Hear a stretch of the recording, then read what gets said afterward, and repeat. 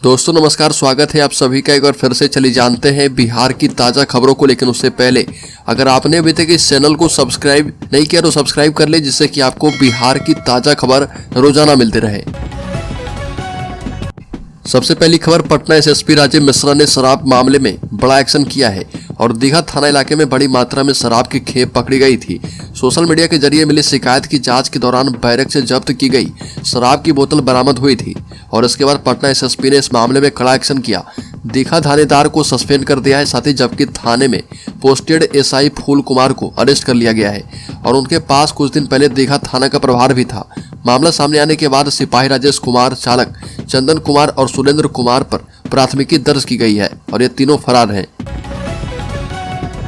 अगली खबर, बिहार सरकार के कैलेंडर 2024 जारी करने के बाद शिक्षा विभाग के अपर मुख्य सचिव के पाठक ने सरकारी स्कूलों में छुट्टी का कैलेंडर जारी कर दिया है।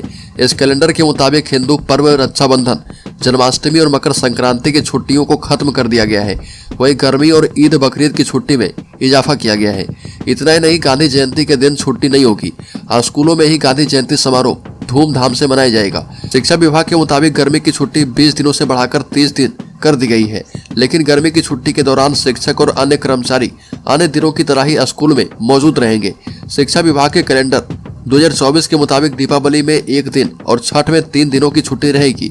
तीज और ज्योतिया की छुट्टी भी खत्म कर दी गई है। अगली बार, बिहार के लोगों पर कर्ज का बोझ, दीपांकर भट्टाचार्य ने एक्सक्लूसिव बातचीत में कहा कि जन आंदोलन से सरकार पर दबाव बढ़ेगा। माले महासचिव दीपांकर भट्टाचार्य का मानना है कि बिहार के लोगों पर कर्ज का भारी बोझ है। ये भी कहा कि बिहार में जिस तरह का सामाजिक बदलाव किया है उसमें थोड़ा सुधार है, लेकिन वो अभी सतह पर नहीं दिखता। बिहार में जाति सर्वे से जुड़ी सामाजिक आर्थिक रिपोर्ट सामने आने के बाद माले के महासचिव दीपांकर भट्टाचार्य ने कहा कि माले बिहार में सरकार को समर्थन दे रही है, लेकिन मंत्रिमंडल में शामिल नहीं है। अगली खबर, बिहार के किसी भी विश्वविद्यालय को डिस्टेंस एजुकेशन के लिए मान्यता नहीं मिली। वहीं नालंदा ओपन यूनिवर्सिटी में अगले वर्ष से नामांकन की संभावना है। राज्य में अभी कोई ऐसा विश्वविद्यालय नहीं है जहां से छात्र छात्राएं डिस्टेंस एजुकेशन के तहत कोर्स कर पाए। एक समय में राज्य भर के विश्वविद्यालय में 2 से 2.5 लाख छात्र डिस्टेंस एजुकेशन से पढ़ते थे।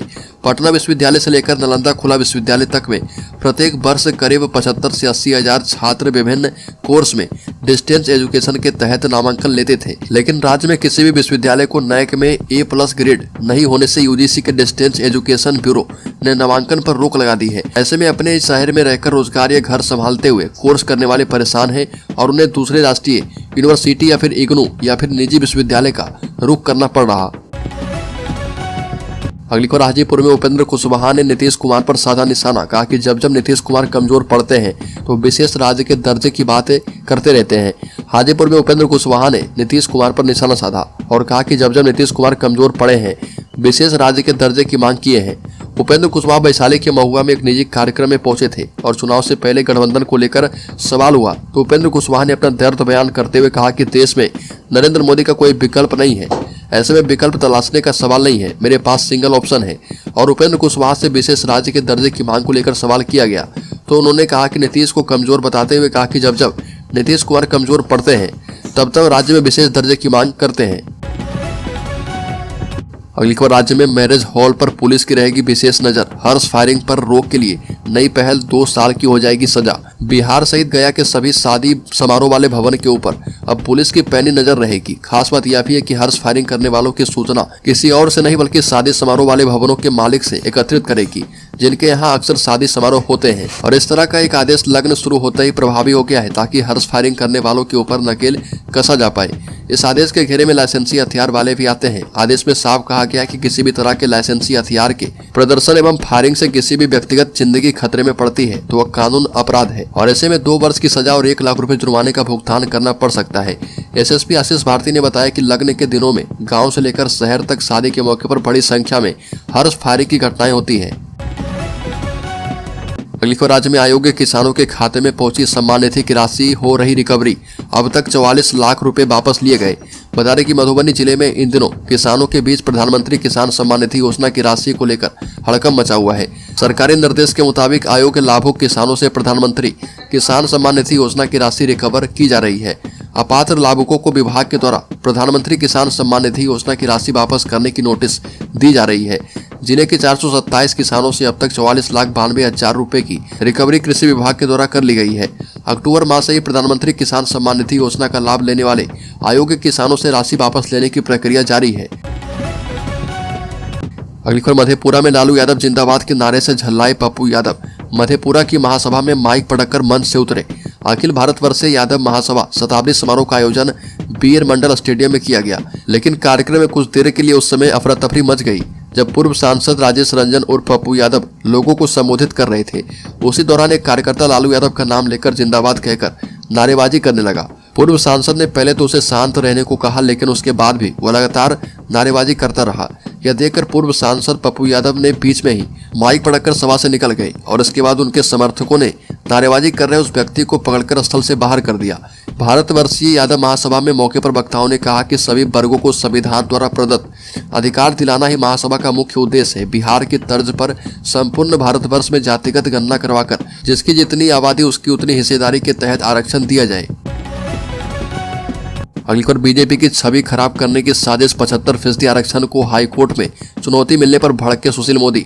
बिहार के पूर्व डिप्टी सीएम और राज्यसभा सांसद सुशील कुमार मोदी ने कहा कि भाजपा ने बिहार में जातीय सर्वे करवाने से लेकर आरक्षण की सीमा बढ़ाने वाले विधेयक तक हर स्तर पर समर्थन किया है, लेकिन पार्टी को बदनाम करने की साजिश के तहत राजद कांग्रेस ने आरक्षण सीमा बढ़ाने के विरुद्ध हाईकोर्ट में जनहित याचिका दायर करवा दी है। सुशील मोदी ने कहा कि पिछड़े गरीब परिवार से आने वाले प्रधानमंत्री नरेंद्र मोदी ने सामान्य वर्ग के गरीबों को 10% आरक्षण देने के लिए आरक्षण की 50% की अधिकतम सीमा तोड़कर जो रास्ता दिखाया, बिहार ने उसी का अनुसरण किया है।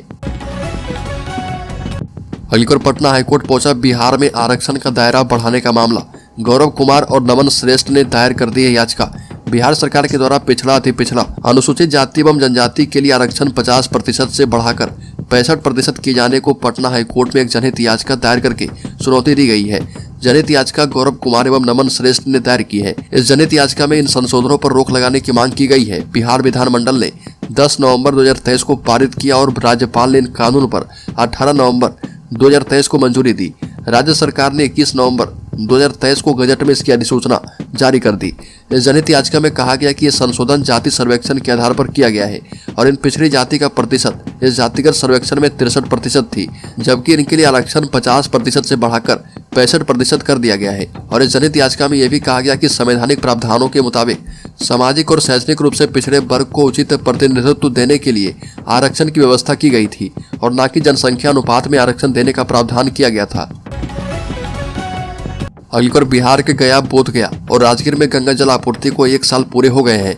जल संसाधन मंत्री संजय झा ने कहा कि तमाम आशंकाओं को पीछे छोड़ते हुए गंगा जल आपूर्ति योजना का पिछले 1 साल का सफर शानदार रहा है। जल संसाधन मंत्री संजय झा ने कहा कि गंगा नदी में बाढ़ के पानी को पेयजल के रूप में उपयोग करने की मुख्यमंत्री नीतीश कुमार की अनूठी परिकल्पना के मुताबिक गंगा जल आपूर्ति योजना का क्रियान्वयन बिहार में पहली बार किया गया है।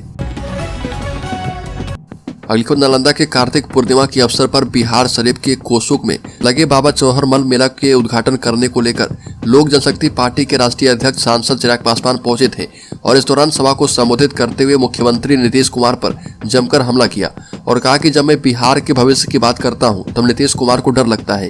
नीतीश कुमार चाहते हैं कि किसी भी तरीके से चिराग पासवान को समाप्त कर दिया जाए। चिराग पासवान ने कहा कि चिराग पासवान की राजनीतिक हत्या करवाने की साजिश भी रची जा रही है। मुख्यमंत्री नीतीश कुमार ने हर संभव षड्यंत्र रचा कि चिराग पासवान को कैसे समाप्त करें, लेकिन हर समय असफल रहे।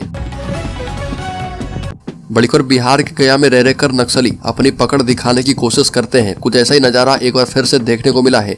डुमरिया प्रखंड क्षेत्र में 2 स्थानों पर नक्सली पर्चा मिला। बिहार के गया में नक्सली पर्चा मिला है। नक्सली पर्चा जिले के नक्सल प्रभावित डुमरिया प्रखंड क्षेत्र में 2 स्थानों पर मिला। हालांकि पुलिस ने एक स्थान पर पर्चा मिलने की पुष्टि की है, किंतु यह पर्चा नक्सली का है या फिर असामाजिक तत्व का, यह स्पष्ट नहीं किया गया है। गया के डुमरिया प्रखंड अंतर्गत 2 इलाकों में नक्सली के द्वारा पर्चा गिराए जाने की खबर है। पर्चे में नक्सली संगठन भाकपा माओवादी का नाम लिखा गया है। हालांकि पुलिस ने मैगरा से चंदरिया के बीच में एक स्थान पर पर्चा मिलने की बात बताई है। पर्चे में कई नक्सली को रिहा करने की बात लिखी गई। नक्सली पर्चे में भाकपा माओवादी की ओर से लिखा गया कि विवेक कुमार सिलादी को रिहा किया जाए, वही मुखबिरी करने वाले बिचौलियों को मौत की सजा दी जाएगी। बंदी की तिथि को लेकर अब भी पुलिस अधिकारी कुछ भी बताने से इनकार कर रहे हैं। अगली खबर, बिहार के नियोजित शिक्षकों को योगदान की तिथि से ईपीएफ मिलने का रास्ता साफ। ईपीएफओ ने सभी डीओ को लिखा पत्र। बिहार के प्राथमिक से लेकर उच्च माध्यमिक स्कूलों में काम कर रहे नियोजित शिक्षकों के लिए अच्छी खबर है। राज्य के करीब 4 लाख नियोजित शिक्षकों को ईपीएफ का लाभ मिलने का रास्ता साफ हो गया है। शिक्षकों को यह लाभ योगदान की तिथि से मिलेगा। इस संबंध में ईपीएफओ कर्मचारी भविष्य निधि संगठन ने बिहार के सभी जिला शिक्षा अधिकारी को ये नाम पत्र जारी कर दिए हैं। ईपीएफओ के क्षेत्रीय कार्यालय के द्वारा ये पत्र जारी किया गया। अगली खबर पटना हाईकोर्ट में जनहित याचिका दायर करने के बाद ललन सिंह ने कहा कि यह तो जाना हुआ मामला है ना, भाजपा शुरू से ही आरक्षण विरोधी है, उसको आरक्षण पसंद नहीं। बिहार में जो जातीय गणना करवाया गया उसके आधार पर जो रिपोर्ट आया तो उसी के अनुसार आरक्षण तय किया गया। सबसे पहले तो उन्होंने ही कानून तोड़ा जब 50% से अधिक 10% सवर्ण का आरक्षण देकर इस नियम को तोड़ डाला। ललन सिंह ने कहा कि हम लोगों ने जाति आधारित गणना करवाया और इस गणना के आधार पर यह काम किया है। ललन सिंह ने कहा कि न्यायालय में जाना तो भाजपा का पुराना काम है, लेकिन जितना न्यायालय गए हैं सभी में हम ही को फायदा हुआ है, हर बार उनको मुंह की खानी पड़ी है। अगली खबर बिहार सरकार के आरक्षण के दायरे में वृद्धि करने के फैसले को पटना हाईकोर्ट में चुनौती दी गई है, जिसके बाद अब सियासत जारी है। इस मामले पर अब भवन निर्माण मंत्री अशोक चौधरी ने मोर्चा खोल दिया है और भारतीय जनता पार्टी पर तीखा हमला किया। अशोक चौधरी ने कहा कि लड़ाई बहुत लंबी है, ऐसा नहीं है कि हम कोई फैसला लेंगे और वह मंजूर हो जाएगा। राज्य सरकार हर तरह की लड़ाई लड़ने को तैयार है। जैसे जातीय गणना की लड़ाई बिहार सरकार ने जीती है, वैसे इस लड़ाई को भी हम जीत लेंगे।